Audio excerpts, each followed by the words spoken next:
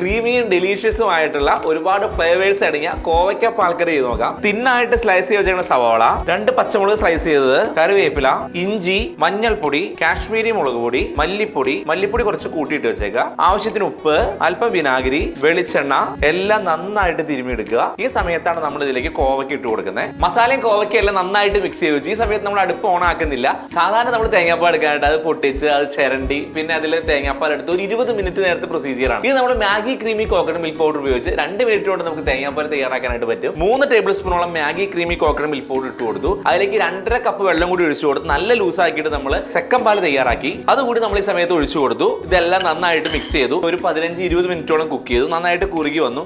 3 table സ്പൂണോളം Maggi creamy coconut milk പൗഡറിലേക്ക് 1/2 cup ചൂടുവെള്ളം ഒഴിച്ചു കൊടുത്ത് 1-ാം പാൽ തയ്യാറാക്കി എടുത്തു. പായസം ആയാലും സ്റ്റൂ ആയാലും വേറെ ഏത് കറി ആയാലും നമുക്ക് ഇഷ്ടമുള്ള തിക്നെസ്സിൽ നമുക്ക് തയ്യാറാക്കി എടുക്കാൻ പറ്റും. പച്ചമുളക്, തക്കാളി നീളത്തിൽ കട്ട് ചെയ്തത്, കറിവേപ്പില, അല്പം വെളിച്ചെണ്ണ. ഈ ഒരു പരുവത്തിൽ നല്ല കുറുകിയ കോവയ്ക്ക പാൽക്കറി നമുക്ക് കിട്ടിക്കഴിഞ്ഞു. Maggi creamy coconut milk powder നിങ്ങളുടെ വീടിനടുത്തുള്ള എല്ലാ ഷോപ്പിലും ലഭ്യമാണ്.